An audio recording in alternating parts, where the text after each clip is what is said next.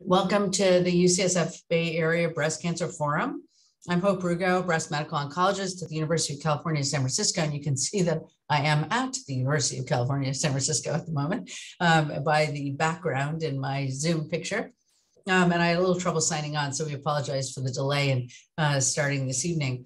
I want to recognize Melody Gawliu, who's there in her purple chair with her purple banner, advertising our Bay Area Breast Cancer Forum. But we actually wouldn't have a forum if it wasn't for Melody, because Melody actually has, through her volunteer work, has helped me organize the Bay Area Breast Cancer Forum, advertised it, created podcasts so that we can listen to them online, and interacted with our speakers as well. So I want to thank Melody for all of her hard work with this program, which I think has made such a nice difference. And also, Melody is responsible for our ability to continue the forum through the pandemic, and as we're doing now, continuing by Zoom. Maybe we'll be able to organize some sort of in-person event sometime in the future, and we'd love your thoughts on that. So as you know, I think behind Melody is the email address, Bay Area Breast Cancer Forum at ucsf.edu. That reaches Melody. And you can see the website where we post the podcast, so you can listen to any of the old forums there, as well as this forum after it's posted. And then you can also see the QR code if you happen to want to take a picture of that. Everybody knows how to use a QR code who's eaten at a restaurant during the pandemic. So even if you didn't know before. So yeah, I mean, I think that one of the people just put into the chat that, you know, if you live far away, it gives you the opportunity to listen and participate. And we really love that. That's great, because we want to be able to serve the greater Bay Area community. And it's certainly not always convenient to drive over here and park during the week.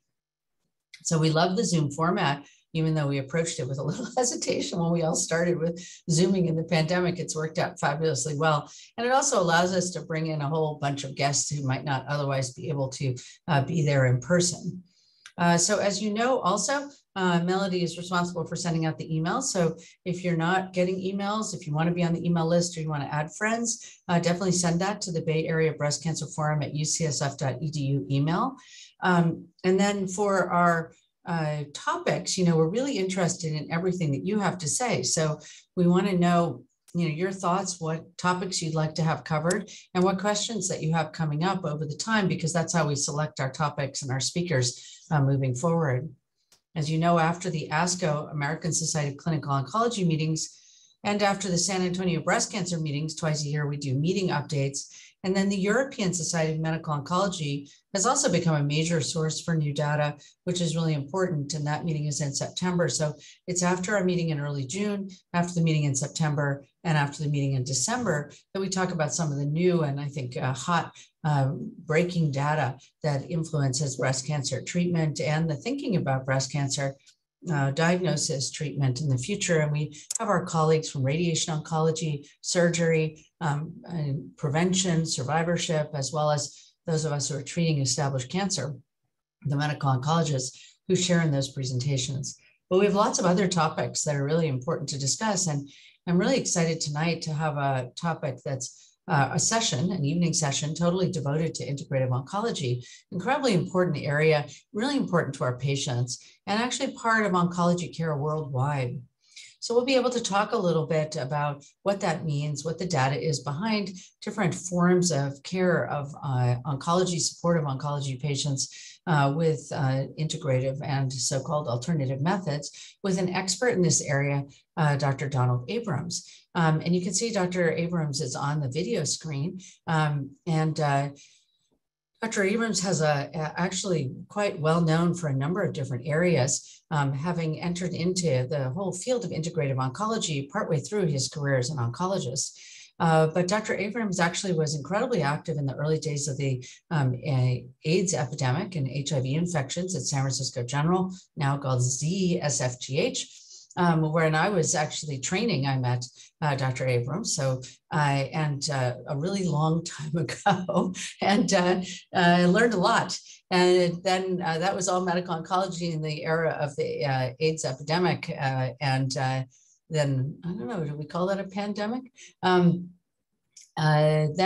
With thankfully better control of HIV, Dr. Abrams moved into some other areas, starting in integrative oncology with an interest in cannabis and how that would work in managing symptoms and other areas of oncology care, and then did some formal training in integrative oncology and started working in the Osher Center.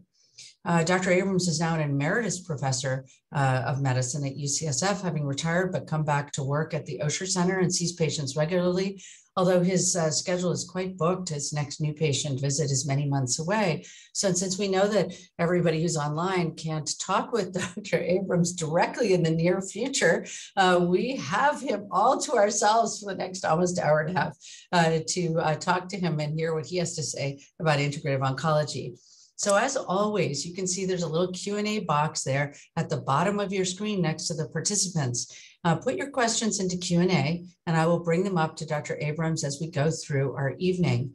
You can use the chat, but we really prefer that for questions and answers that you put into that Q&A box. So we really look forward to a really exciting and fun evening talking with Dr. Abrams, and I'll turn over the podium, so to speak, to Donald. Great. Thank you very much, Hope. It's a pleasure to be here. And I am going to talk about integrative breast cancer care specifically. And you sort of gave a great presentation of how I got to this point from HIV, where everything at the beginning was alternative and then complementary once we got some therapies, and then being asked back in 1992 to look at cannabis for treatment of the AIDS wasting syndrome, which spurred my interest in plants and their potential therapeutics, and then took me to the Andrew Weil program in integrative medicine at the University of Arizona. So, hang on, I'm having trouble here with my sharing. So let me see what I'm doing wrong. So I do want to say what integrative oncology is and what integrative oncology isn't a little bit here, if I can get. We're sharing already, so. Yeah, I know, but I wasn't moving. So now let's see. Yep. There you go. Great. So integrative cancer care I define as the rational, evidence-informed combination of conventional therapy with complementary interventions into an individualized therapeutic regimen that addresses the whole person, body, mind, and spirit with cancer. Integrative oncology provides relationship-centered care. I think it's important. I used to start all of my new patient visits by saying, tell me your story, and then listening. The average oncologist waits, or the average physician waits 17 seconds before interrupting the patient. But when I would listen, that established a relationship because I'm listening to the patient's story.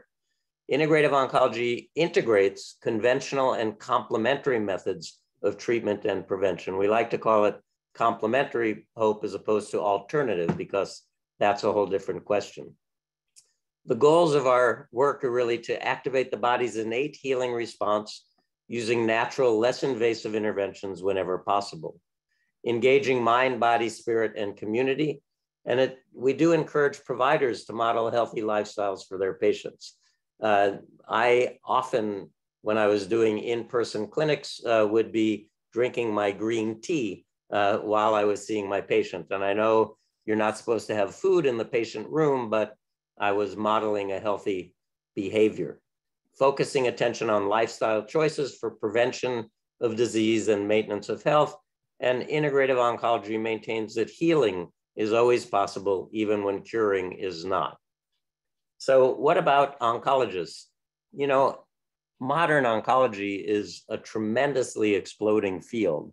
Each area, breast, kidney, prostate, the new treatments are so difficult to keep up with that we can't really expect these conventional oncologists to really keep up with the field of integrative medicine. So what we find that most oncologists admit to fairly limited knowledge about integrative medicine, and many patients are reluctant to even disclose their use of integrative interventions to their oncologist, fearing that they would be indifferent or worse, opposed, and because of the demand that we have and that we need as oncologists for evidence-based interventions. On the other hand, this was a study of men with prostate cancer in the United Kingdom and they were asked what forms of evidence they used and found most personally meaningful in deciding what complementary interventions they would choose. And number one, you can see, is personal stories of people helped by the intervention. Number five being scientific evidence. A little bit the flip of what we as an oncologist usually use, but I think it's important for oncologists to acknowledge the different standards that patients may have in choosing an intervention. And I think this is an old slide from 2007. And I think in these days where social media and communication via the internet has exploded, that really the personal stories of people that you don't even know are what might be driving you to choose a particular intervention. So who do I see at the Osher Center for Integrative Health?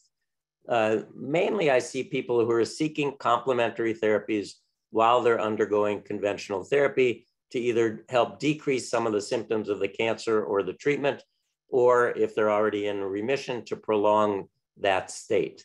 The other group that I see most frequently are those who have actually finished their treatment for their cancer and are seeking optimal survivorship care.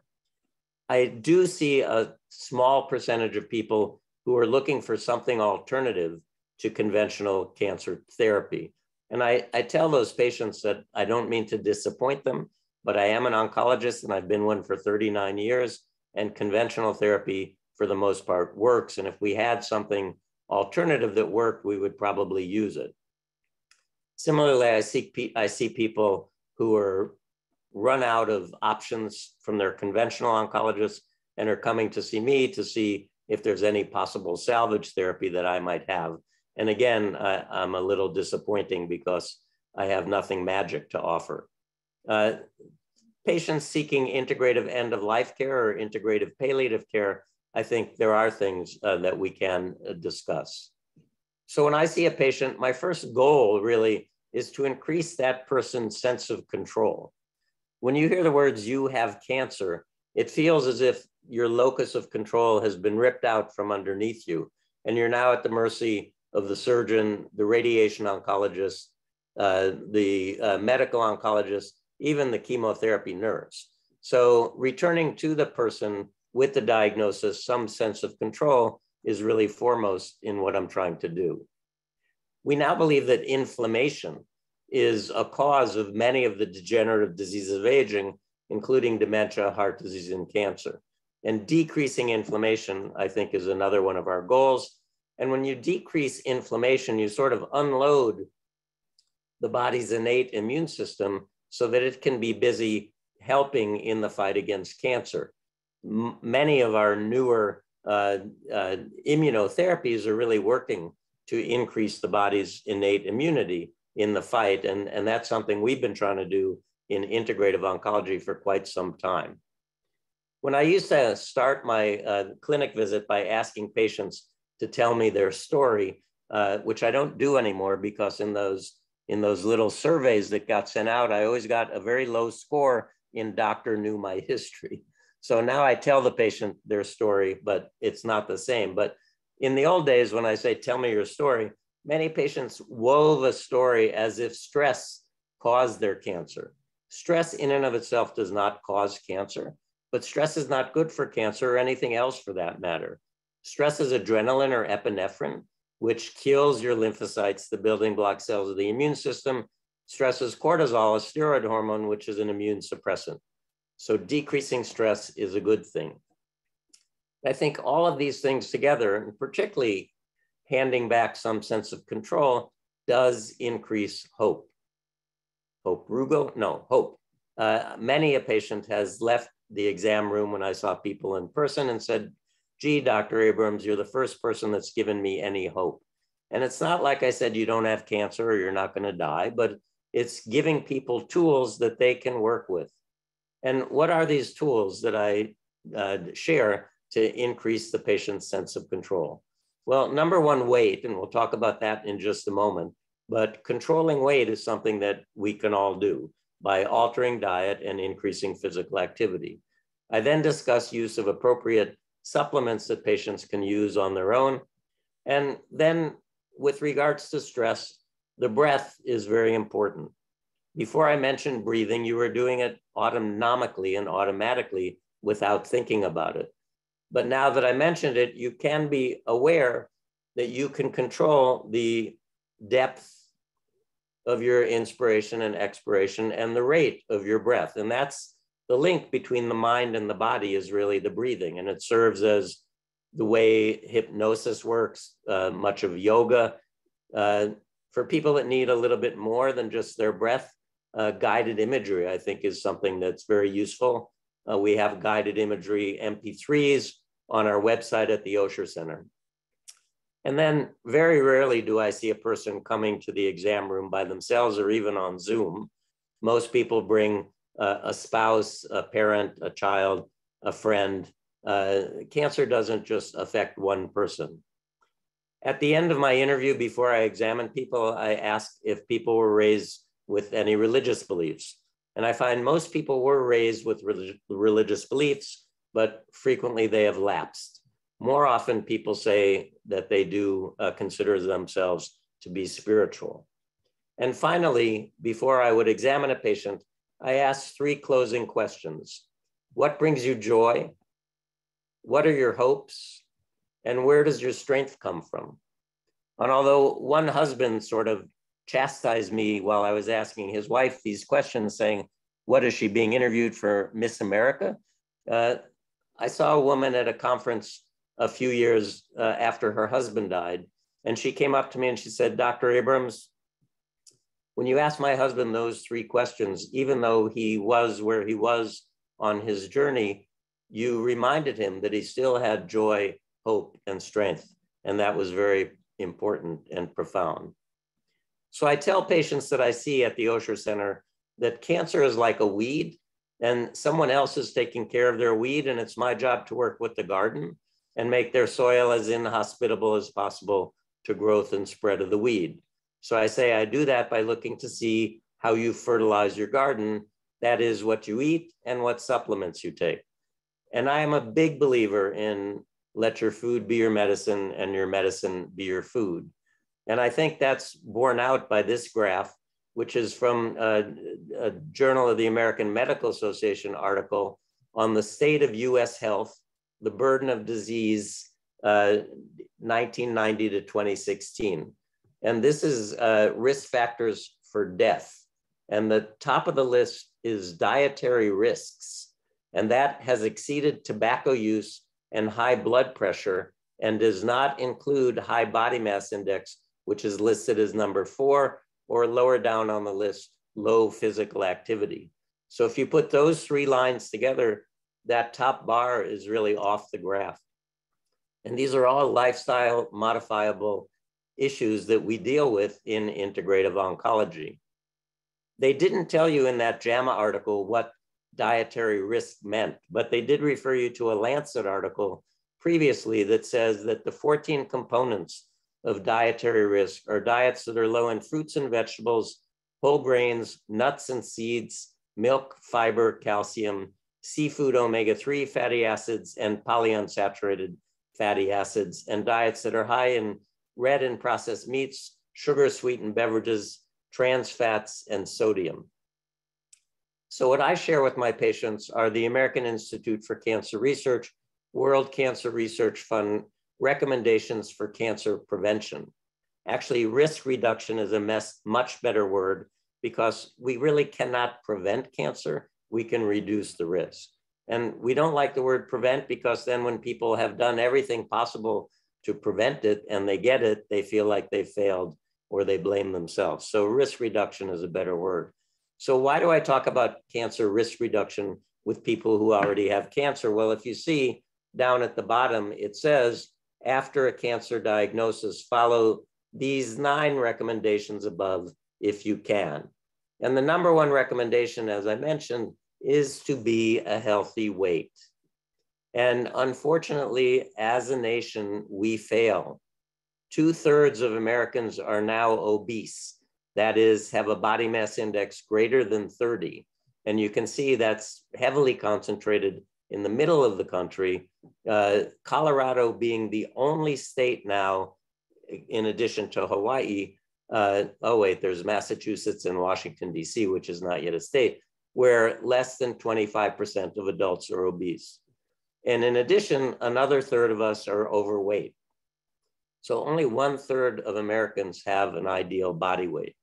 The Centers for Disease Control estimates that overweight or obesity is now associated with 40% of all cancer in the United States, accounting for 55% of all cancer in women and 1/4 of all cancer in men. 2/3 of all cancer in older adults. More than 630,000 Americans are diagnosed with an overweight or obesity-related cancer. And the American Institute for Cancer Research estimates that obesity-related excesses of these 7 cancers account for 115,000 preventable deaths a year. And you can see that the largest N is breast cancer because it's such a frequently diagnosed malignancy. Only 17% of breast cancer is felt to be related to overweight or obesity. However, 33,000 deaths a year. Second, you'll notice is endometrial. 50% of all endometrial cancer is related to overweight or obesity. And the rest of those cancers related to overweight or obesity are along the gastrointestinal tract. But interestingly, 1/4 of renal cell carcinoma is also related to obesity. Well, how does body fat increase the risk of cancer?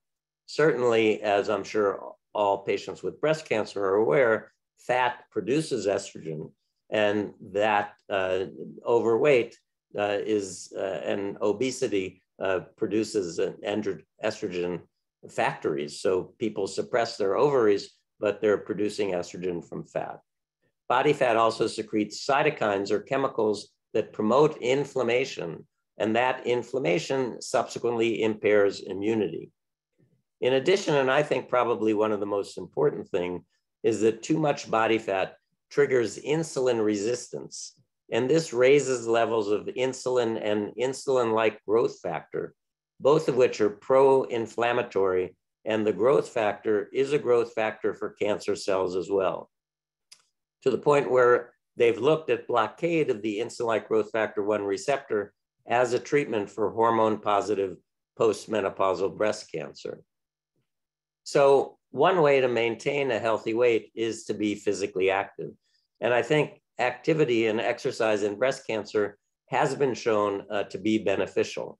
In fact, the last bullet point suggests that women who walk 3 hours a week, so 30 minutes, 6 out of 7 days a week at a moderate pace, reduces the risk of breast death from all causes. I often tell patients, you really do need to exercise. And they say, well, I'm too fatigued to exercise. The active exercise itself releases what we thought used to be our endogenous opiates, the endorphins. We now believe they may be our endogenous cannabinoids, endocannabinoids, which make us feel high and energized. And then when you exercise, you sleep better at night.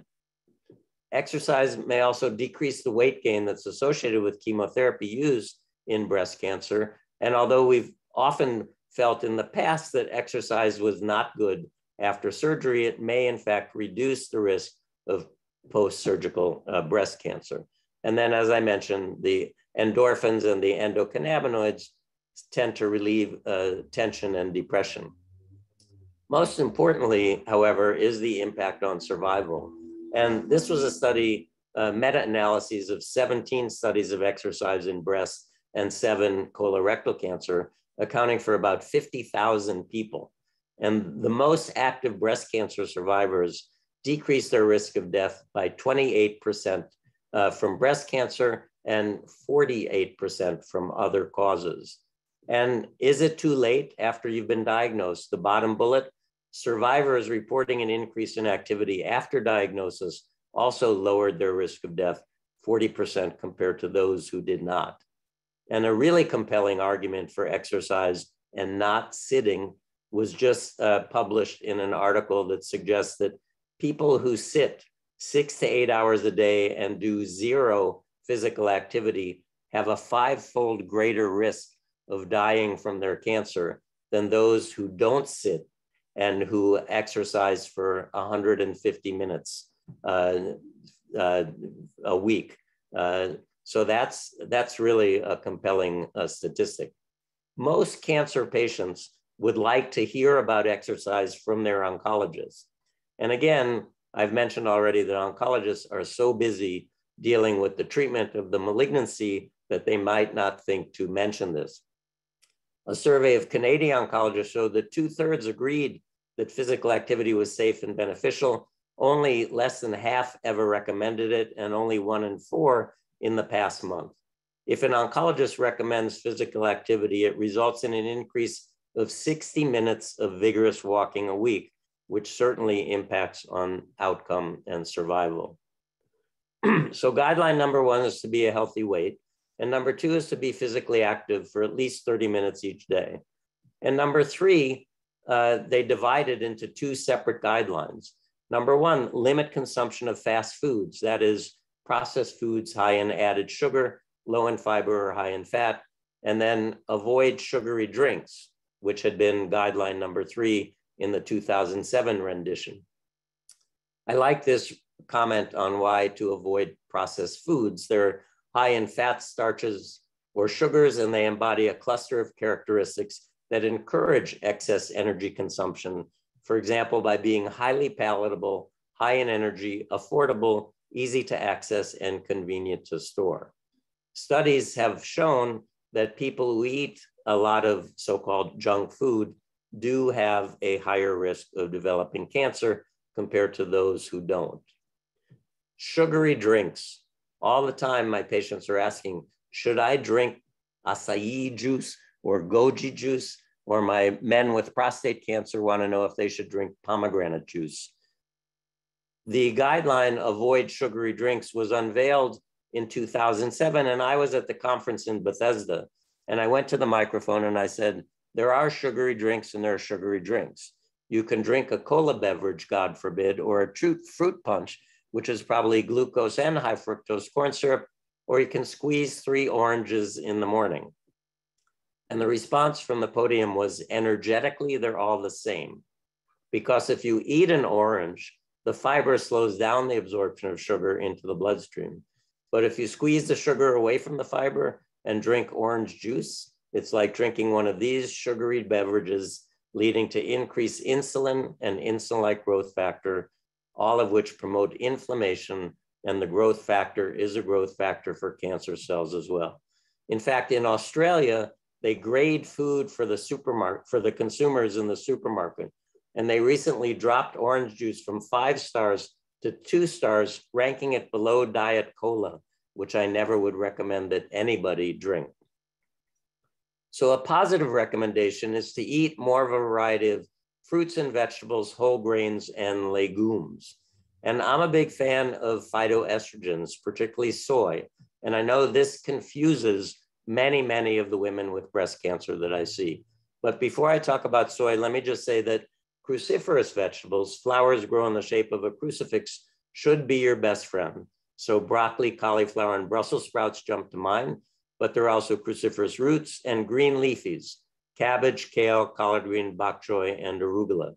These contain sulforaphane, an indole-3 carbonyl, so potent at reducing the risk of cancer that we've started to look at it as chemotherapy. They also contain something called DIM, which changes a woman's estrogen from the type that fuels hormone-responsive tumors to the type that doesn't. So I believe we can never eat enough cruciferous vegetables, and I eat broccoli, tofu, and rice for breakfast. So both DIM and indole-3 carbonyl, by the way, are available as supplements.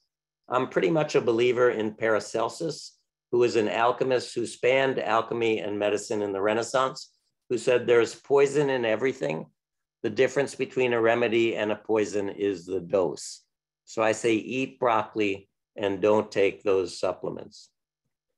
So soy. The Life After Cancer Epidemiology Study, or the LACE study, followed 2,000 breast cancer survivors for 6.3 years. And they found that soy intake at levels consumed like those in the Asian population, that is a portion of a whole soy food a day, may reduce the risk of recurrence in women, even those who are on tamoxifen. and it does not appear to negate the effects of the tamoxifen.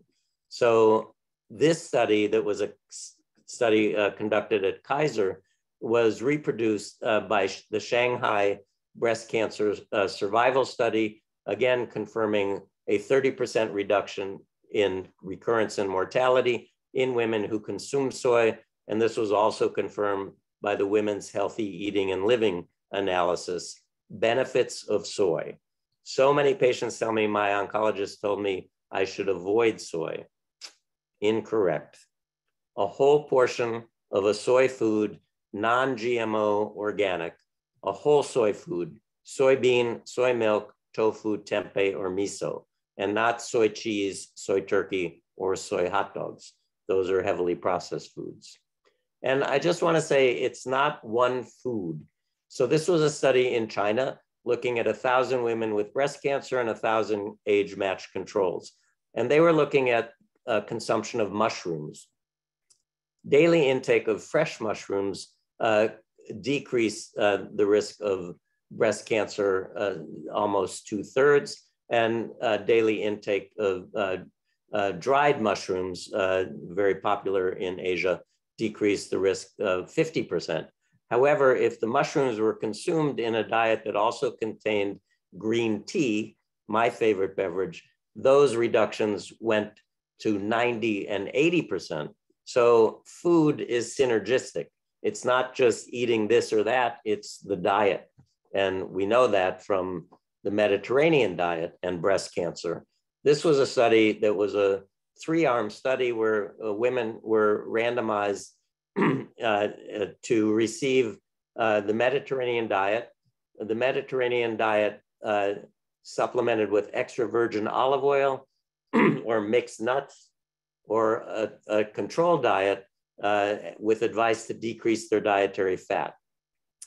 And it found out that of the small number of breast cancer cases that developed after 5 years, that the Mediterranean diet with extra virgin olive oil decreased the risk of breast cancer almost 70%, and the Mediterranean diet with nuts increased the risk by 40%.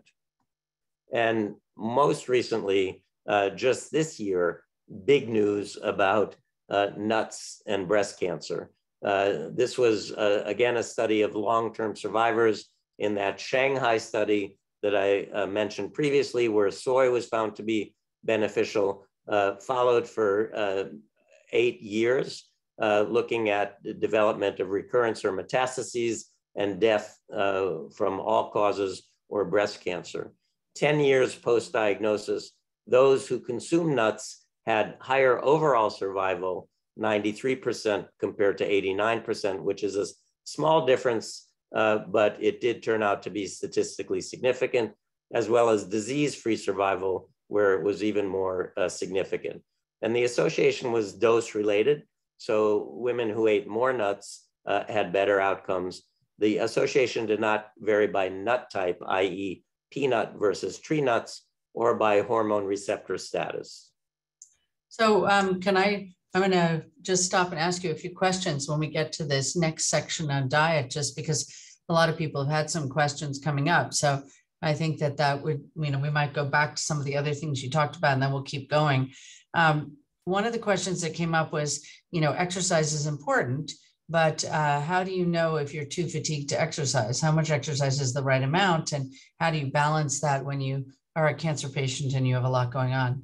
Yeah, so I ask people to just start out by walking and, walk around the block a few times and see how you do. And then if you can, increase it to a 20 to 30 minute walk, and then be more vigorous and do some hills, et cetera.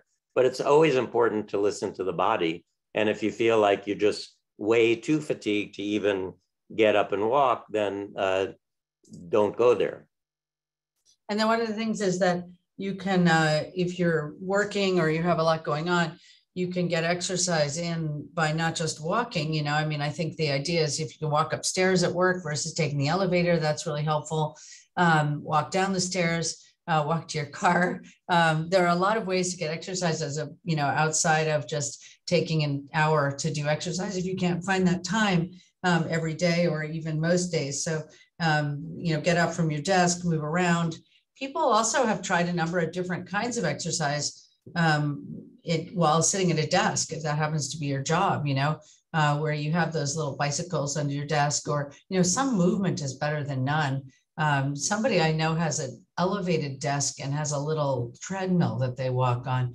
So there's a lot of different ways people have thought of in the pandemic of trying to get some activity while still getting the things done that we normally have to do. There was a study reported in Newsweek about 22 years ago now. I remember it was in the year 2000, asking adults about the difficulty of initiating a regular program of physical activity. And that was rated more difficult than quitting smoking cigarettes, which I've done a number of times in my life. But I think it's so critical. And the new data that came out with cancer patients that a sedentary lifestyle just doesn't cut it is very important. One of the things you were just talking about, the opinion, mushrooms, I guess you were talking about nuts. I think this comes from nuts. And whether or not there is data about people who are taking, where did that question go? Yeah, so nuts and mushrooms in the diet, that was the question. So if you have in the Western population, right, where people eat nuts in various ways, but maybe don't eat mushrooms so much. Most of the studies have been in an Asian population that may have a very different, except for in first world cities, a really different sort of baseline diet. How do you kind of correlate studies that are done in an Asian population? We also know that the kinds of cancers that develop in an Asian population, depending on where they are, and also response to treatment and toxicity may be quite different. So I wonder about these studies in China and how they might correlate with the Western population. Well, I mean, the study of soy, for example, from Shanghai was exactly what they found at Kaiser, which is Northern California, and the WHEL study, which was, I believe, nationwide across the US. They all were quite confirmatory.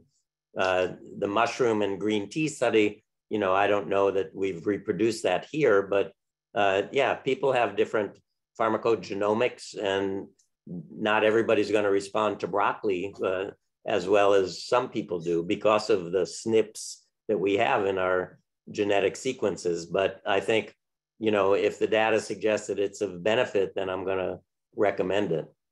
Yes. And I think some things like this, you could sort of postulate that it doesn't hurt you a whole lot to take them. And so there may be benefits. So it may be worthwhile to have your diet be more balanced like this, although some nuts have a lot of calories in them. So since we're trying not to gain weight, one has to balance that out. But there are some patients that do need to gain weight. And those are the ones I say, nuts, nut butters, avocado, guacamole, olives, tapenade, baked tortilla chips, hummus, and popcorn. Those are good things for good fats for weight gain.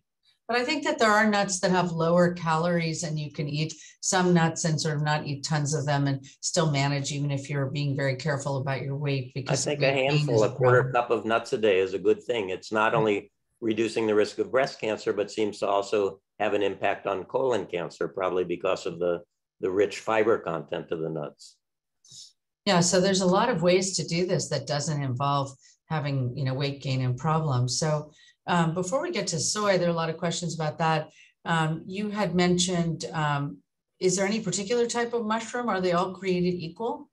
Since you talked about mushrooms, and then a sort of corollary to that, let me just ask the second part of it, is that why is your opinion of mushroom supplements like Stammates My Community with several types of mushrooms? What is your opinion of these people? There are some people who say, so it's kind of related. Are all mushrooms created equal? And then there's groups like Stammates My Community who say you should eat several types of mushrooms or take mushroom supplements. Is it, if you take it in a pill or a powder, is it the same? Yes. So very good questions. First of all mushrooms are not created equal. The white button mushroom, are the most common mushroom in the United States, must be cooked. White button mushrooms have a cancer-causing compound in them, a agarotine, which is similar to hydrazine in rocket fuel. So white buttons, their brown cousins of crimini and their giant cousins of portobello, may have aromatase inhibitor activity. I'm in contact with investigators at City of Hope who have been studied this for a long time about white button mushrooms, their aromatase inhibitor activity, but all mushrooms must be cooked. For edible mushrooms, I like shiitake, maitake, and enoki for their immune enhancing and perhaps their anti-cancer activity. The enokis are the white, thin, filamentous ones in miso soup. And they found that the farmers in Japan, in the prefecture where they're involved in producing enoki mushrooms, have much lower rates of cancer than their neighbors. And that's what led them to look into what's in these enoki mushrooms, and they seem to have some anti-cancer activity. The way mushrooms work in the body, the mushrooms that I recommend that people take in capsule form because they're not readily edible, such as turkey tail, reishi, et cetera, is that their cell wall of the mushroom has a structure that resembles the cell wall of a bacterium. So when you ingest these mushroom powders, your body thinks you're being infected by a bacterium, and it mounts a non-specific immune response that we also hope will knock off any cancer cells that are floating around, similar to what immunotherapy is doing. And in fact, I caution my patients who are using immunotherapy, these potent new pharmaceuticals, not to take medicinal mushrooms. And it's not based on any data at all. It's just my fear that the mushroom immune enhancement might detract from the very potentially therapeutically amazing immune enhancement of the immunotherapy. So these mushroom, turkey tail, reishi, cordyceps that are not readily edible, I do like the company Host Defense, and I do divulge that Paul Stamets, the owner of the company, is a personal friend and sends me my mushrooms for free. So I tell people to get Host Defense turkey tail. And I just read a wonderful book on the use of medicinal mushrooms by Christopher Hobbs. And he, like me and like Chinese medicine practitioners, say that after a while, the body gets immune to this immune stimulating effect of the mushroom.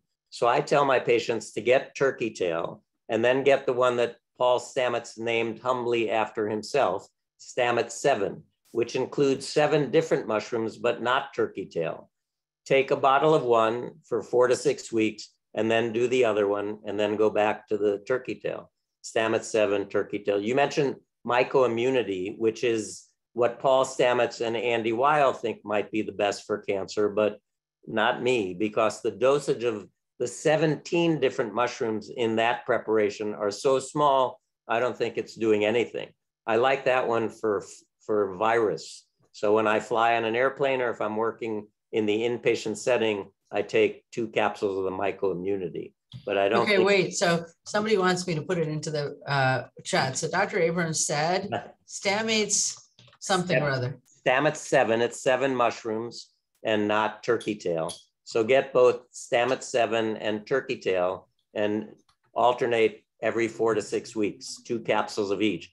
Now, Paul Stamets has done a TED Talk saying his mother with HER2 positive breast cancer was cured by taking 12 turkey tails a day. Well, she also got trastuzumab or Herceptin. Yes, a really enormously effective curative therapy. Exactly. So there you have it. So I don't think you need to take 12 a day. I think 2 is fine.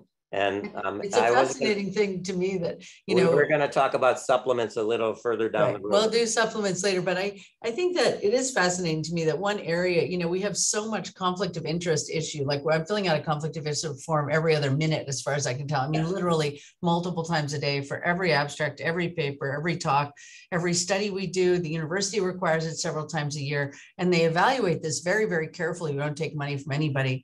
But it is one thing that's important to keep in mind, that integrative and what we're not talking about, alternative practitioners do sell things, and that's part of the way that they make their money. So I think we don't at the Osher Center. We don't at UCSF, but I think that it is really important to keep that in mind and just really think through things. But we did send you these from Dr. Abrams' personal recommendation. He's not making any money from that, so that's helpful. And then there was something you said for flying. I should just put that in there too.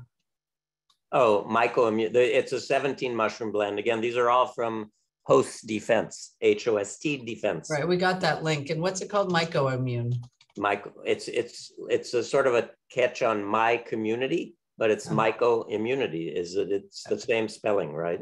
All right. Yeah. All right, I got it. Thank you. And so but now people don't need to come to see me anymore if I give away all my secrets, right? Well, I think they still want I don't have any appointments either. I don't think I would worry about that. They still want to see.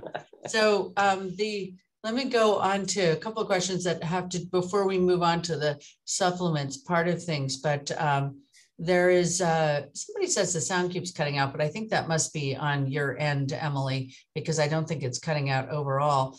One of the questions also about mushrooms is, do you run into people who have allergies to mushrooms, and can they take the capsules successfully if they're allergic? Well, I wouldn't if you have a mushroom allergy, depending on what that actually means. I think intolerance. But there are so many different types of mushrooms, and they have so many different,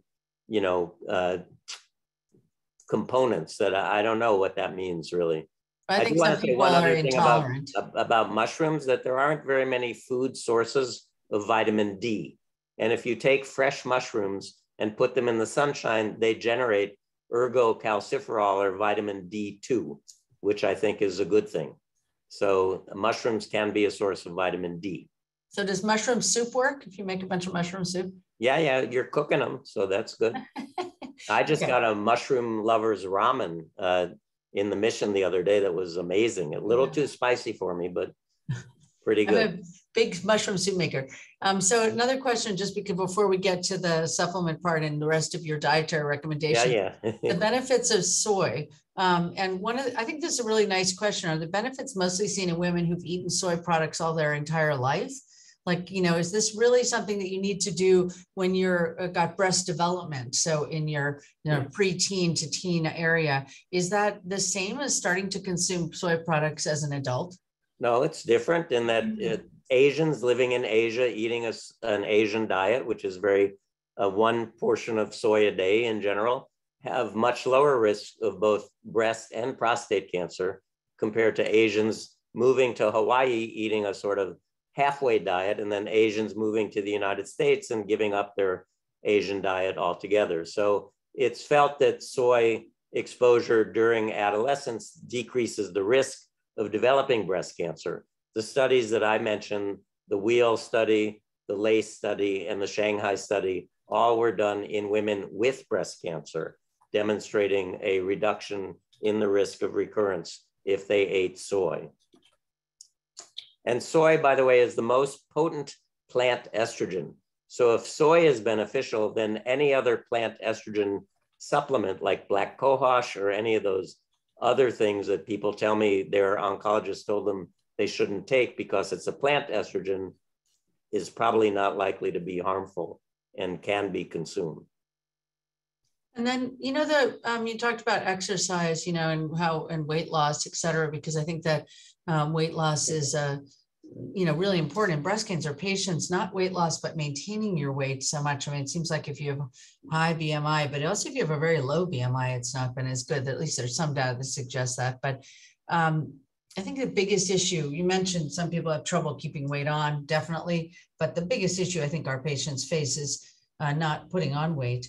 And I think, it's always hard. What do you advise people for where weight loss has stalled? And it seems to be so important for their diagnosis. So I've mentioned the American Institute for Cancer Research. There it is right up there again. If you go to their website, they have some really nice challenges for people that want to lose weight. Also, one of my colleagues and his wife using Lose It app lost 50 pounds between them. And then there's another app called Noom, N-O-O-M, that my patients like, although that's a little trickier because apparently I haven't looked at it, but it's sort of the psychology of eating. And some patients don't like that and some people do like it. Which Noom? Noom, N-O-O-M. Yeah, because there's a lot of, the pandemic brought sort of exploded the advertising about weight loss. And so Noom, there's a whole bunch of, diets you can buy that send to you. There's fasting mimicking diets, which don't seem to be helping too much, but maybe a healthy diet. Let's talk about fast. I'm not a big fan of fasting. There are people that are really enamored of fasting, as you know, and I just think that I've cured people with cancer for 39 years who didn't have to subject themselves to fasting. I don't find I mean, maybe for weight loss, that might, do something, but I just don't think this concept that fasting is going to improve your outcome with chemo is supportable by data that I've seen. Yeah, I think, this guy in Southern California, USC, Volker, Walter Longo. Walter Longo has written a whole bunch of books on it. And he has a company, the Prolon Diet, right? Yep. I try to order that because friends of mine do it, but the bar at lunch is macadamia nut based, and I had an anaphylactoid reaction to macadamia nuts on the Big Island.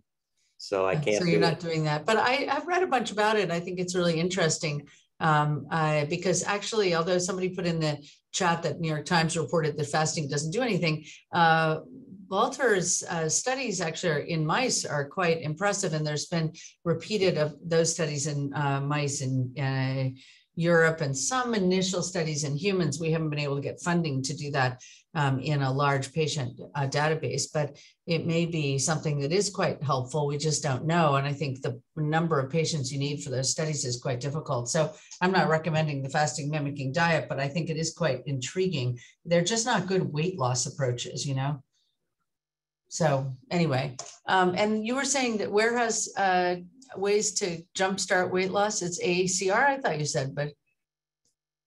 The AICR, I think, has a nice guide for AICR. This one, yeah, American Institute for Cancer Research.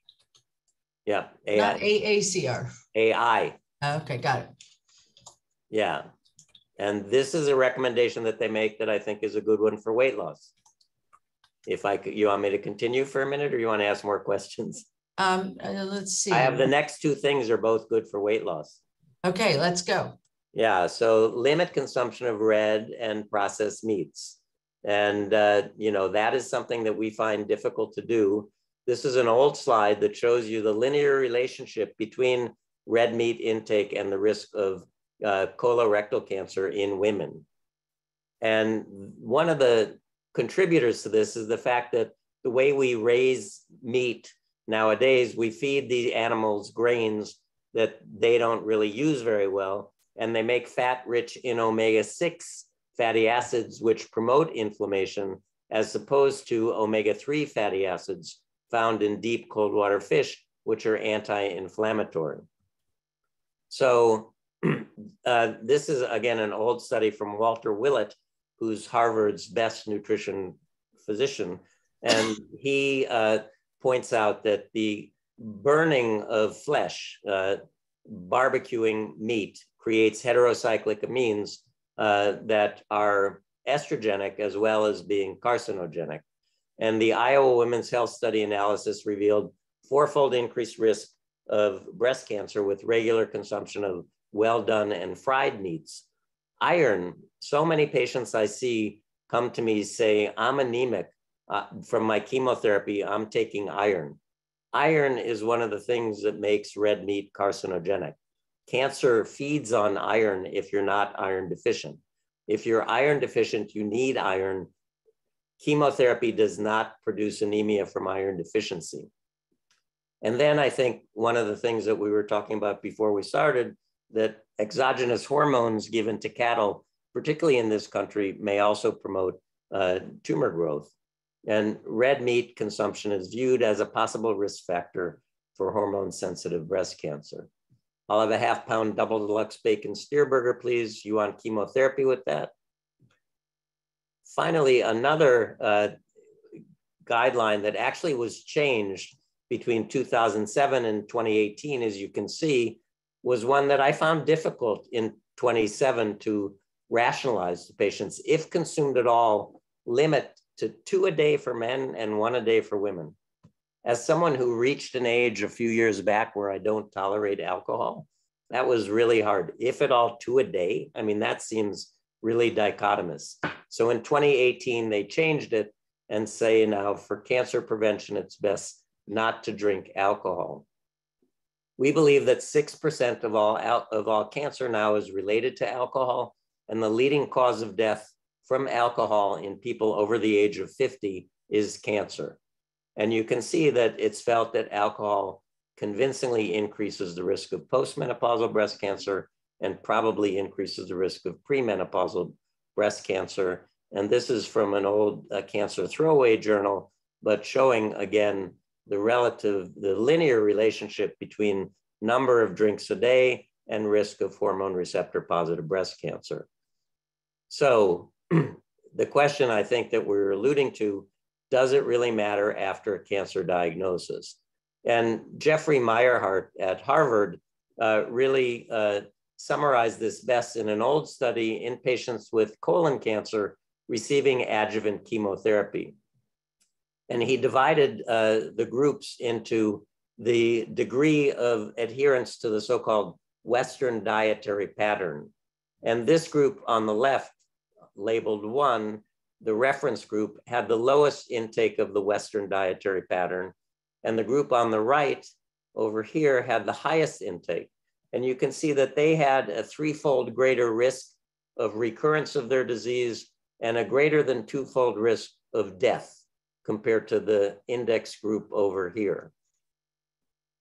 So, by the way, so this group ate a lot of fat and processed meats and sugary desserts compared to this group, which ate much less. So in my opinion, the ideal anti-cancer diet is organic, plant-based, but not vegetarian or vegan, antioxidant-rich whole foods, not juicing, not smoothies. And I think that this creates then an anti-inflammatory diet. So I ask people to increase whole grains, fruits and vegetables, particularly heavily pigmented fruits, cruciferous vegetables, Asian mushrooms, decrease animal fats. I ask all my patients for 3 weeks, eliminate dairy, sugar, and red meat and see how you feel and see what it does to your weight. Increase marine omega-3 fatty acids, and poultry should be organic, and eggs, if consumed, should be organic omega-3 eggs. Decrease refined carbohydrates, white sugar, white flour, white rice, season with ginger, garlic, onions, and turmeric. And for beverages, think Christmas, green and red, green tea, and if you're drinking alcohol, red wine is probably the best beverage. So that's food. And then the other thing I do is my patients come with their shopping bag of supplements and say, can I take this? And the real question that they're asking is there going to be an interaction between the metabolism of my cancer treatment and the products that I'm taking, particularly botanicals? Many of the botanicals can induce the enzymes in the liver that metabolize those drugs. So for example, St. John's wort, we recommend never should be taken by patients with cancer getting treatment, because St. John's wort revs up those enzymes and they break down the anti-cancer drugs so that they don't achieve the level in the bloodstream that the oncologist is trying to get to. Ginkgo, on the other hand, inhibits those enzymes, and those pharmaceutical agents will build up in the bloodstream and become more toxic. The other question that our patients are concerned about, or certainly the oncologists and radiation oncologists are, radiation therapy creates those free radicals of oxygen to knock into the tumor DNA and kill it. And in addition, some chemotherapy agents also work by creating free radicals of oxygen, many of them used in patients with breast cancer. And so the concern is that if people are taking those antioxidants, vitamin A, C, and E, selenium, melatonin, N-acetylcysteine, et cetera, that they may in fact decrease the effectiveness of radiation therapy in killing tumor cells and those chemotherapy agents. So my approach to antioxidant really depends on what the goal of the cancer treatment is. If the goal is to cure the cancer, I err on the side of caution and ask people to delay their antioxidants in their antioxidant supplements until they're done with the cancer therapy. I know that some of my colleagues tell their patients to discontinue the antioxidants the day before, the day of, and the day after their chemo cycle, but that doesn't take into account the half-life of the chemo or the antioxidant. I think antioxidant-rich foods are probably okay at all times. If it comes down to that blueberry or that beam of radiation, I think the blueberry does not win.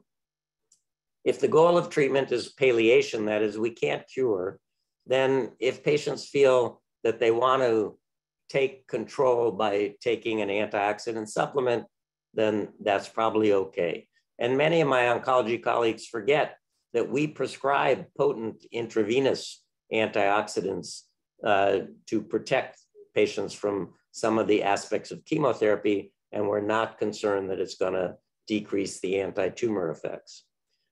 So my favorite supplement is vitamin D. Vitamin D coming from the sunshine. All of us, because of our dermatology friends, slather ourselves with protectants and don't go in the sun. And if you're over 50, overweight, or heavily pigmented, you don't make vitamin D as well as you used to. So low vitamin D puts people at risk for cancer, and people with cancer whose vitamin D levels are low don't do as well as people whose vitamin D levels are normal. So I strive to get a vitamin D level between 40 and 50 nanograms per ml. Vitamin D, in addition to being good for the immune system, is known for its effect on bones. And again, many of the treatments that we use, particularly in breast cancer, may lead to osteopenia and osteoporosis. And since I ask patients to avoid dairy, which is the major source of calcium in the diet, I do recommend a calcium magnesium supplement. Now, many people take calcium and vitamin D as one tablet or capsule. Vitamin D is fat soluble, so it's best taken as a gel bead or a liquid and not as a white powder complex to calcium. Calcium constipates, magnesium does the opposite. They're both good for bones and both help protect against colon cancer.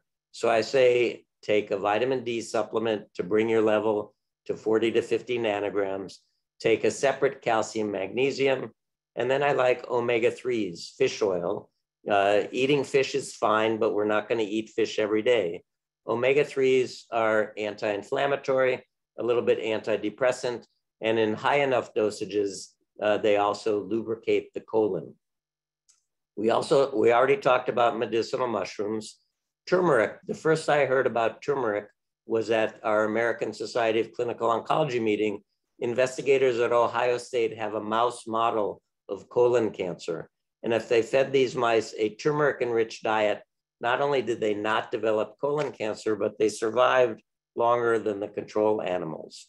So I like turmeric as an anti-inflammatory.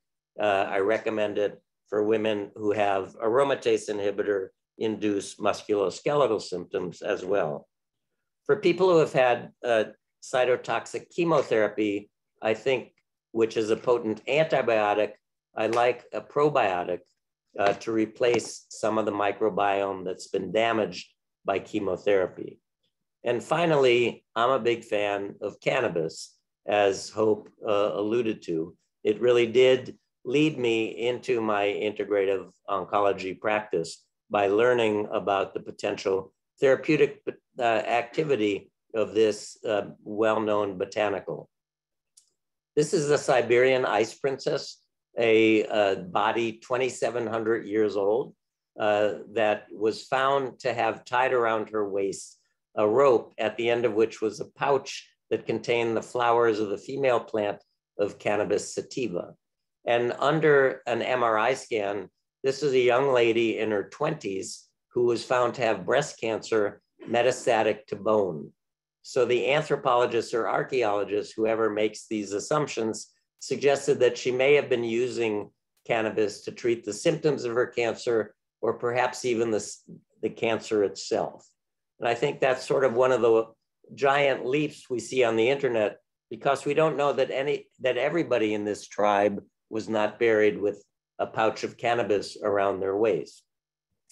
That being said, if we look at symptoms that cancer patients experience, weight loss, cachexia, early satiety, anorexia, pain, anxiety, depression, nausea, and vomiting, I do have one botanical, ancient botanical, that I can recommend to patients instead of prescribing 5 or 6 different pharmaceuticals.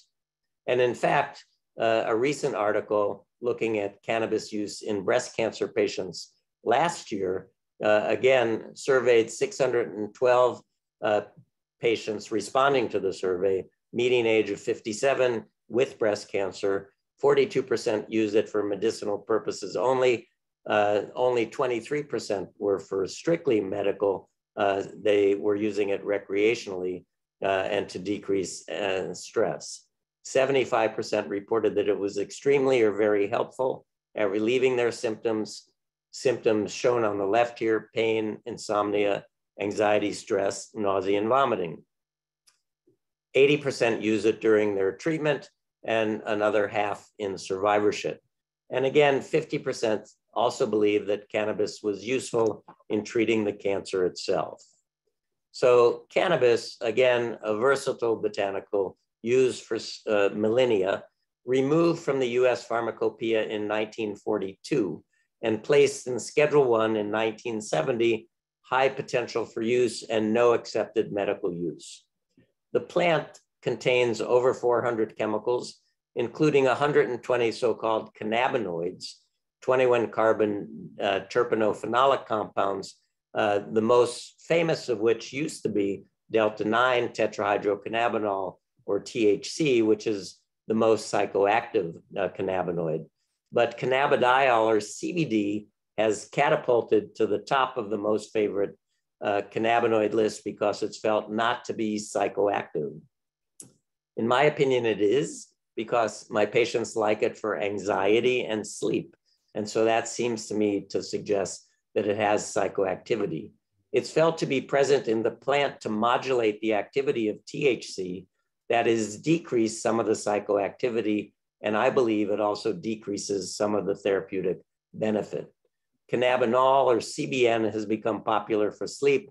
CBG is felt to be similar to CBD, and I think one that we're going to learn more about is THCV, which decreases appetite for food, for tobacco, and for opiates. We know that the body has 2 receptors, the CB1 and the CB2 receptor. CB1 is one of the most densely populated receptors in the brain. The CB2 is present throughout the body.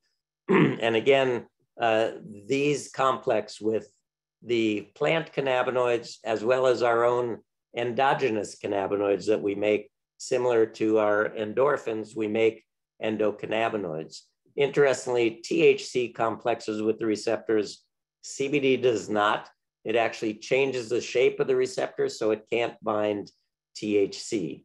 And that's why I think CBD detracts from some of the beneficial effects of THC. I tell my patients if they want more control over the onset, the depth, and the duration of the effect, that inhalation is probably better than oral ingestion. When you inhale THC, the peak plasma concentration is reached in 2.5 minutes and dissipates quite rapidly over the next 30 minutes. When you take THC or cannabis by mouth, the THC concentration takes 2.5 hours to reach a peak, and it has a long duration of activity. And when the delta-9 THC goes through the liver, it gets broken down into an even more psychoactive 11-hydroxy metabolite. And that's why people who are using edibles, which by the way are often sugar and dairy, which are 2 of not my most favorite things, have a more excessive reaction because of the formation of that psychoactive metabolite. Now there are many oils and tinctures out there that I recommend that people take because they have a hybrid kinetics. When you put something in your mouth under your tongue, you absorb it rapidly, reproducing the kinetics of inhalation, and then you swallow the rest, reproducing oral ingestion. So I like sublingual tinctures, oils, even chewing gum. Whether or not topical products work is a mystery to me, although patients say they do. And also I have a number of patients who make suppositories out of coconut oil and use them rectally or vaginally and say that they also have an effect. Where does the notion that cannabis cures cancer come from? Well, in 1975, investigators at Virginia Commonwealth University published in the Journal of the National Cancer Institute that delta-9 THC, delta-8 THC, and cannabinol all inhibited cancer cell growth in a test tube and in mice, but not CBD. CBD actually increased the growth of those tumors. Since that time, this area of research has gone off our coast and is mainly done in Spain and Italy. And they've demonstrated that cannabinoids complexing with the CB1 receptor can lead to programmed cell death, particularly of brain tumor cells. And cannabis also has low potent antioxidant activity and some anti-inflammatory effects. So there are many ways that cannabinoids may have some anti-cancer activity. The only trial that's been conducted to date that suggests that there may be some benefit was again in patients with brain tumors. It's a very small study, 12 people randomized to receive nabiximols, which is a whole plant extract that's been titrated to have a 1-to-1 ratio of THC to CBD. And 9 patients got placebo. They all got chemotherapy.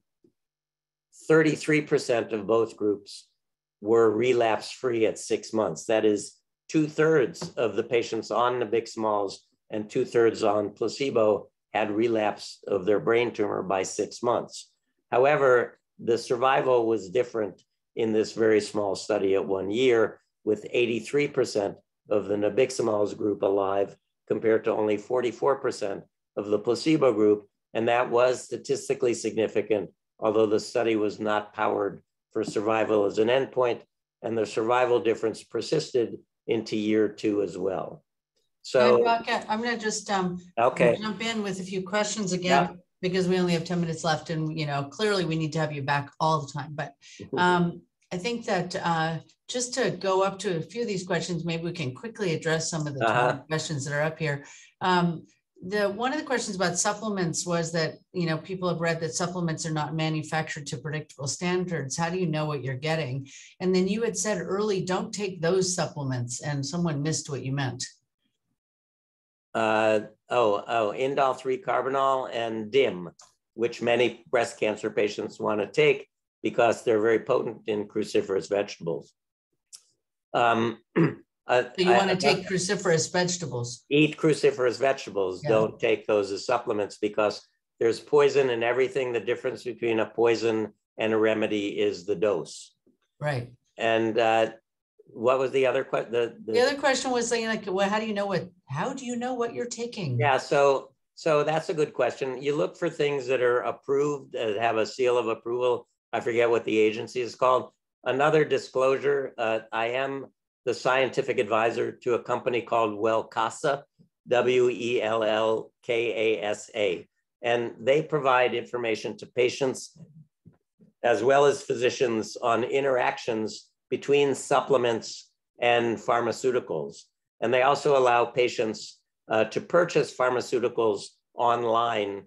I do not get any kickback for the amount of pharmaceuticals purchased. I'm a scientific advisor who gets an honorarium for advising. I think it's a useful website. I don't necessarily, the information that's been gathered has all been from artificial intelligence, but it does have a lot of information on potential botanical or supplement herb interactions.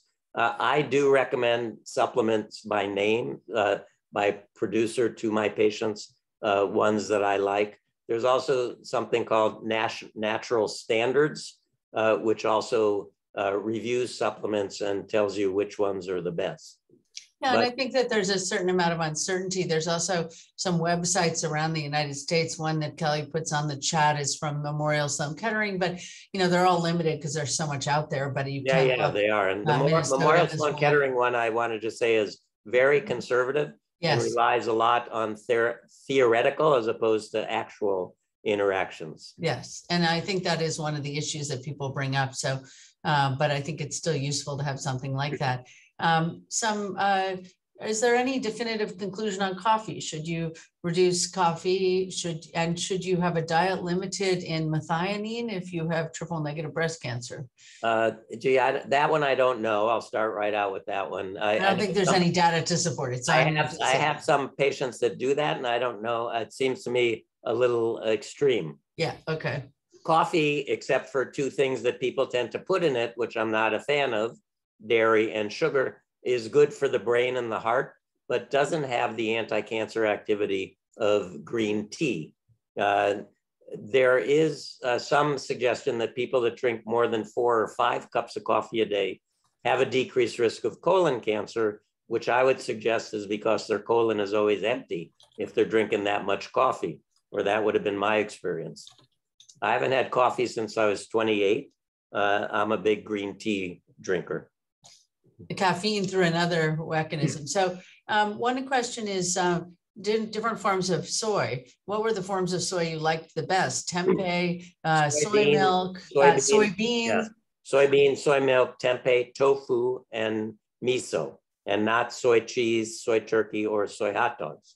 Right, being more engineered. And if cancer survivors who are athletes, is there any difference in the exercise recommendations? If they're athletes, yeah, continue to be athletic. Yeah, okay, good. Yeah. Not really a difference in how you would recommend different diets. Greater than 150 minutes a week. So that's 5 days of 30 minutes. Right. And that vigorous is better than, not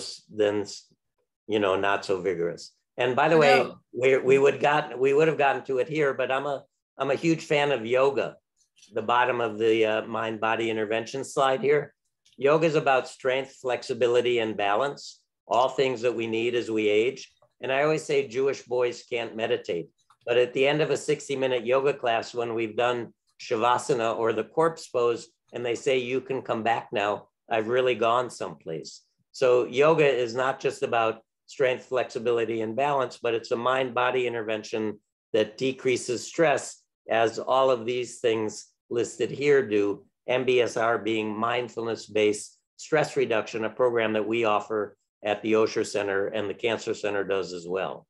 Okay, and I think that is a really important thing. Mindfulness is critical, and however you get there can make a really big difference. And I don't know that we know that one way of getting there is better than another, but it's really important. And that's why things like the Osher Center program can help you with that. There are several questions about additional diet. So I'm going to put 3 of them together: plant-based, but not vegetarian or vegan. So it's okay to have a little meat, a little chicken, fish, things like that. I'm a big fan of deep cold water fish.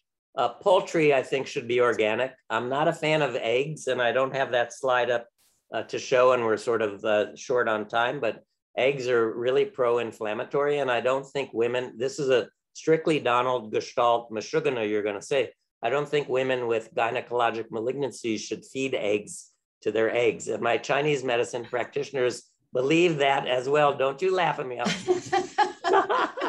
It's true. Eggs are just not a good food. I think I can call it up in a minute. But anyway. Oh, I think we'll have to keep going on. But all right. So the other thing is, turmeric, which a lot of my patients take, there's a lot of information that it might be contraindicated with many of the meds, cyclophosphamide, CDK4/6 inhibitors, and before surgery, maybe it causes more, coagulation.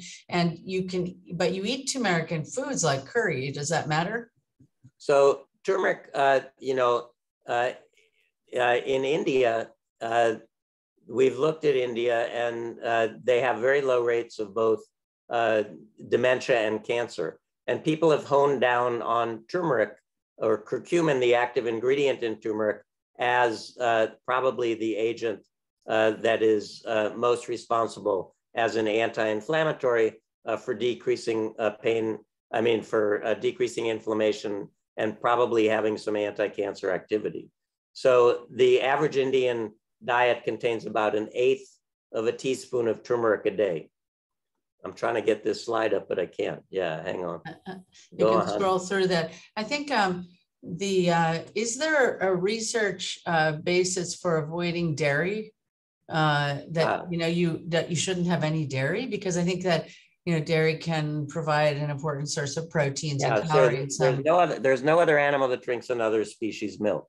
But no other animal drives a car or goes to college either, so that's not a very good argument. But no animal drinks milk after the age of 3 or 4 when we lose the ability to digest the sugars and the proteins in dairy. We make a big deal about fat, low fat, no fat, 2%. It's not the fat. If you want a dairy product, butter is probably best because it's mainly fat. We talk about lactose intolerance as if it's a disease or a disorder, when in fact it's the norm. And the ability to digest lactose is a genetic mutation on the second chromosome found mainly in Scandinavians who needed to digest reindeer milk in times of freeze. The rest of us are all lactose intolerant and don't know until we stop. So people then always say, what about yogurt? So yogurt, the sugars and the proteins have been altered by the bacteria. So if you need a dairy product, butter, because it's mainly fat, or yogurt or kefir, as long as they're not artificially flavored, artificially colored, and with added sugar, because sugar is the #1 no. So this slide is from Walter Willett, the Harvard. You have to unshare and come back again, otherwise we can't see what you're sharing. Oh, I'm sorry. Okay, hang on. Wait, maybe I can't. Yeah, you can just say okay, stop sharing. Share. And then you go sharing again. Okay. So let me ask you while you're doing that, although I know people are talking about cannabis for sleep or other supplements. Yeah, cannabis, I think, is useful for sleep. I have suffered from COVID insomnia. I'm cool during the day, but at night I wake up almost every hour. And so my husband, who's a cannabis aficionado, who wrote the book, Marijuana Gateway to Health, picked me up something called Drift Away at the dispensary, because I don't go to a dispensary. And it's, I'm using like a quarter of a dropper and I'm sleeping. So I think cannabis is a good thing. Which is the one you're taking? It's THC. Yeah, it's THC. So this, can you see the slide? Yep. So this is from Walter Willett, published in the New England Journal of Medicine 2 years ago, an article on milk, which I do recommend. And in the middle of the article, he has this graph of all-cause mortality, i.e. death associated with protein sources. And the dotted line for reference at 0 is dairy. And below dairy is plants, poultry, and fish. And above dairy is red meat, eggs, and off-the-chart processed meats, bacon, salami, bologna, hot dog, sausage, all of those considered a class 1 carcinogen by the World Health Organization. But the surprise here is eggs, which are so widely pushed by our strong egg lobby in this country, are second only to processed meats in their all-cause mortality. And I think one of the things to keep in mind is when they're looking at this is that, you really have to be careful that, a lot of people's diets were all meat, they had it every day, or eggs every single day and things like that. And then even when you're looking at all this, I would say there's some things that are really bad for you, like cigarette smoke. There's just nothing good about it, right? And, alcohol, I guess I'm sort of in a middle ground, but, a tiny bit is probably not a big deal. Yeah, you're not going to follow that if you eat an egg, right? No, and alcohol all the time isn't, is just not good, just like eggs all the time is good. So having an egg once in a while and having red meat once in a while isn't going to do anything to you, but you just have to be careful to really balance on the other side of those foods, which I think we recommend for heart disease, for diabetes, for all sorts of things, all the same, and for weight control. There is, we are past a couple minutes, but if you don't mind, just a few minutes of questions. People have a lot of questions about it. You talked about cannabis and risk of recurrence, where we don't have the specific data. But right now, there are some people out there, I forget what the guy's name is, family name, where they really are proponents of huge doses to try and control cancer. And I just don't think we have any data. There's Rick Simpson oil. Thank you, Simpson oil. That's bogus. It just does. It doesn't cure cancer. Yeah, I mean, it just really doesn't cure cancer. And do you think I feel so sad about it when I see patients who have waited 3 or 4 months to see me and are treating their potentially curable cancer with cannabis oil, and now they have metastatic disease and can't be cured. Yes, although mostly it's years, when they get the metastatic disease. But I have this situation also. By the way, I do want to say that I'm vegan until dinner time, and that's when I eat fish, poultry, turkey. We had ground turkey last night. We're having paella tonight. I eat lamb once a week. I think lamb is perhaps the cleanest of the red meats because I picture it roaming the hills of Sonoma or New Zealand and not penned up like beef and pork. So Yeah. I'm not a vegetarian or vegan. I think vegan is not a healthy lifestyle because you get deficient in vitamin B12. Oh, that's actually really helpful to say. And I didn't see any interactions of THC with drugs. Somebody talked about THC blocking tamoxifen, but I haven't Well, actually. you know, no, it's CBD. CBD actually is present in the plant to block that conversion of delta 9 THC to the 11 hydroxy more psychoactive metabolite. So it blocks those enzymes that break down THC, but they also break down, it's CYP2A1. They also break down many pharmaceuticals that we use in cancer. So that's why I worry about patients taking highly concentrated oils of CBD, particularly in association with cancer care. Right. I think you have to be taking quite a lot. And then we have to keep in mind those cautions all the time. And then I think that the supplements and green tea, like somebody says, what's the strategy for increasing green tea intake throughout the day? Does it matter if it's hot or cold? What kind? And then do you recommend the supplements after cancer treatment? Depends on what cancer and what treatment. And, you know, in general, I think even though Clint, my husband, who's a macrobiotic chef, thinks I take too many supplements myself, I think that, you know, as we age, sometimes we don't get everything we need from food. So what was that question again? I think I'm getting brain dead. My dinner's no, there's a lot of questions. So yeah. if somebody has, I think the first question was what kind of green tea should you cold, hot, etc. So I don't like green tea extract because taken on an empty stomach, that can damage the liver. So I say drink green tea. I like organic Japanese because I don't think anything coming from China can really be organic with their air. So I like organic Japanese. If you don't like caffeine, brew your bag for 2 minutes and then dump out the tea and then rebrew it because most of the caffeine comes out in the first 2 minutes. You know, I personally drink 4 cups in the morning. I don't do it throughout the course of the day because it does have a little caffeine in it. And I'm sort of caffeine sensitive since I don't drink coffee or eat too much chocolate. So we should wrap up, but I wanted to close with, let's see, what was the supplement you take for sleep? Oh, Drift Away. I just got it. Drift Away. So anyway, there's other ones, I'm sure, but anyway. Yeah, there are. You know, people have felt CBD is good for sleep. CBD for me, it makes me a little dysphoric. Cannabinol, CBN, is a breakdown product of old THC. And if you ever went to college and smoked old dope, it made you sleepy. And that's because it's CBN. So people are now selling CBN as a sleep aid. I tried CBN with CBD and I didn't like it. I think that one of the things some people tell me with cancer treatment and cancer is that they have word finding problems, forgetfulness, cognitive, etc. And I think, you know, just be careful about psychotropic medications. If you're using cannabis that has more psychotropic effects, that it will actually, especially as we get older, impact your word finding and your memory and things like that. So, and then just to close, before I thank you, somebody, Donna says, you wrote my first script for medicinal cannabis before it was legal. I'm thankful that you destigmatized it within oncological circles. And thank you for your work on that. It's been really important. No, I didn't write a prescription. I wrote a recommendation. We can't prescribe. I know you didn't.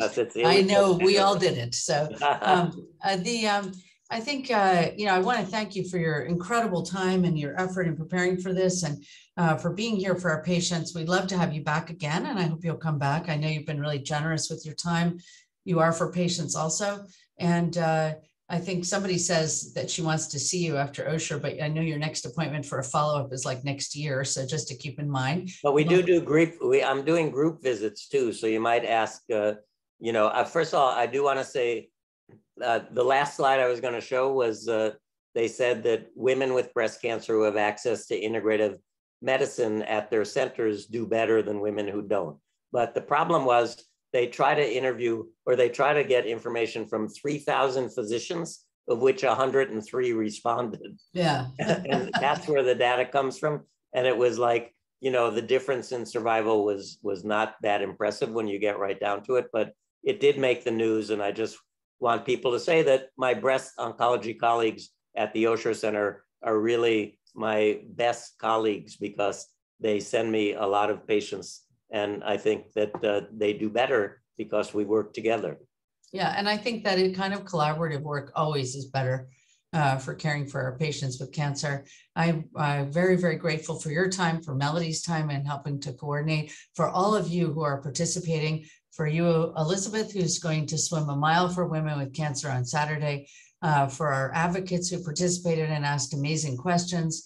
And as you know, this will be on our website. It's recorded, cancer.ucsf.edu//forum.